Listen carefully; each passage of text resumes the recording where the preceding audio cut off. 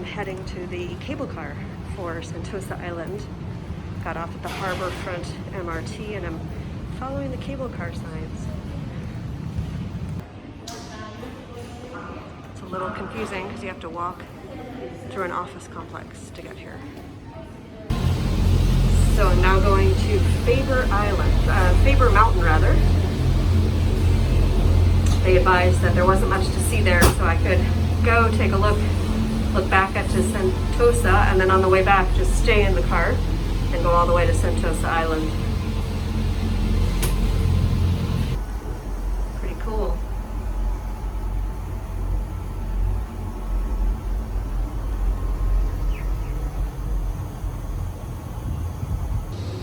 A glimpse of what you see from the Mount Faber cable car stop.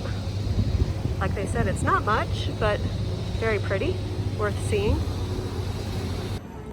Here's the view from the other side, looking out onto Sentosa Island. Soaring above Mount Faber Park and 100 meters above sea level, traveling at an average speed of 3 meters per second. The trip to Sentosa Station will take around 15 minutes. This will give you plenty of time to enjoy the views and take many photos and videos along the way. So there's Faber Island behind me, and I'm off to Sentosa Island today. Looking forward to it, and what I'm gonna explore, there's apparently so much to do, I'm not gonna be able to do it all in one day, so I may have to go back, we'll see. Cable car takes like a running start to get going. Oh wow, that's beautiful.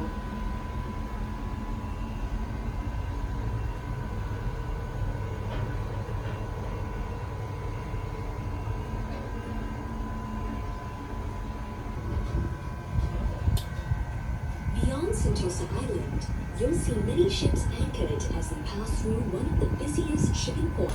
Now arriving at the Sentosa station. I'm now on the Sentosa line. This, I have to say, Singapore's expensive, but the activities are reasonable. For about $25 US, I'm getting 4 or 5 different cable car rides all over to the island and on the island.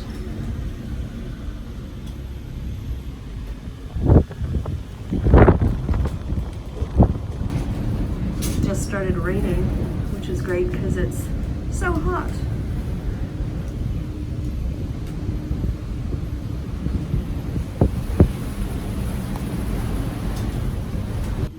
You can see some of the beaches, or, well, there we go. Now you can see some of the beaches.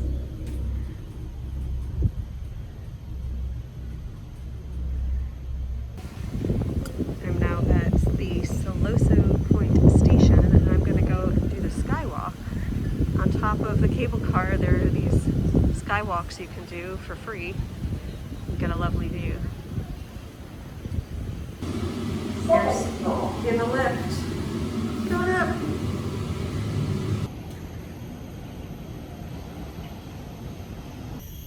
If you're a military buff, this is Fort Siloso, and there's a lot of information here about various military protective activities as well as mining, and I will let you research all that because it would take too long to go through it all in this video, but it is an interesting place.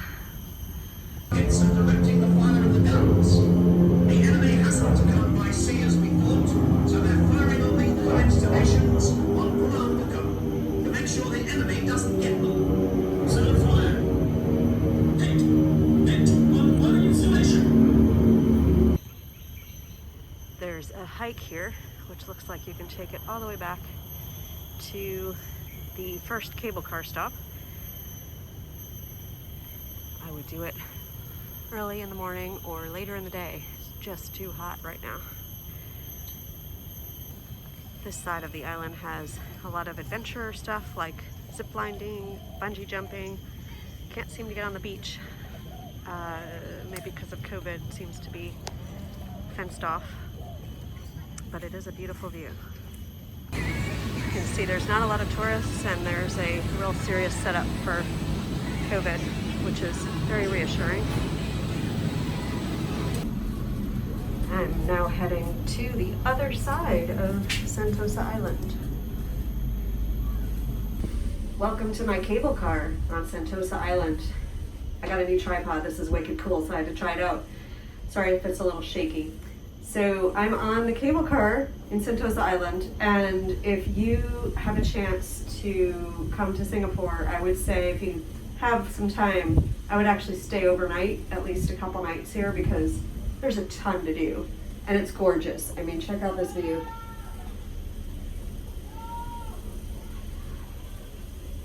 It is so pretty, and I presume that to get into the beaches, if you're staying here, you can actually get to them.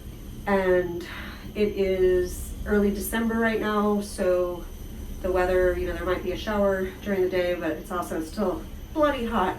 So you'll probably have to, I just had to seek shelter for a couple hours this afternoon, just because it's too hot to be outside. So keep that in mind.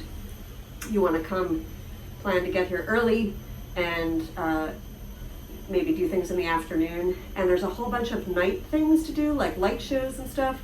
So again, if you were staying here, it would just be easier. Not that you can't do a light show and then go back to the main part of Singapore, but this is really, really quite stunning, and I would recommend a bit of time if you can figure out how to have some more than just like a few days here. This is the free tram. I'm taking a beach station now to get to Palawan.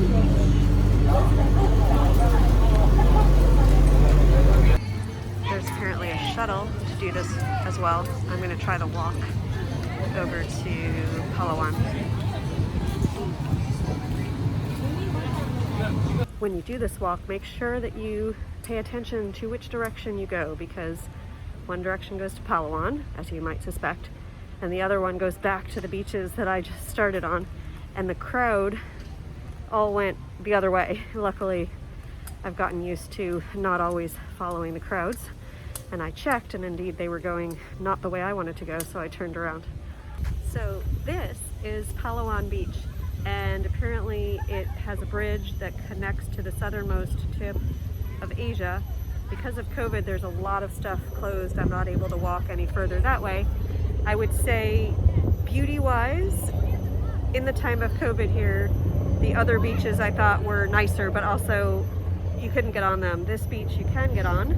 There's more kids. I guess they're kid-friendly, so take your pick. And it looks like some helicopters are flying by. Sorry for the noise. So still beautiful, really hot, but if you remember your bathing suit, you can certainly go in here and have a dip.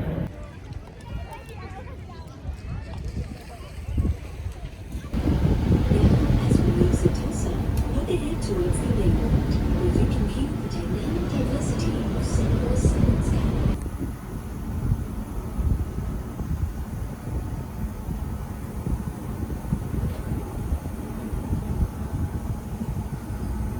That concludes my walkthrough of Sentosa Island. As you can see, I highly recommend, these are arm sleeves. I don't think sunblock is enough.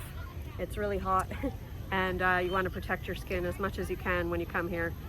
So Sentosa Island, definitely recommend at least a couple of days, because it depends on who you are. If you just kind of want to run in and do the quick cable cars and take the buses or the trams and just quickly see everything, you certainly can. But if you want a more relaxing experience, I would recommend at least one overnight, just to chill and feel like you have some time, maybe to go swimming or do something more over here. So if you liked this video, please hit the like button. And if you are not already a subscriber, please make sure to hit the subscribe button so you get my next video about Singapore when it comes out. And as always, you can connect with me on my website at heatherbegins.com. I'm also going to recommend some helpful tips for Singapore, and I'll also be putting out a video about getting here on the vaccinated travel lane and what that was like. So for those of you that are interested, stay tuned. See you on the next video. Bye-bye.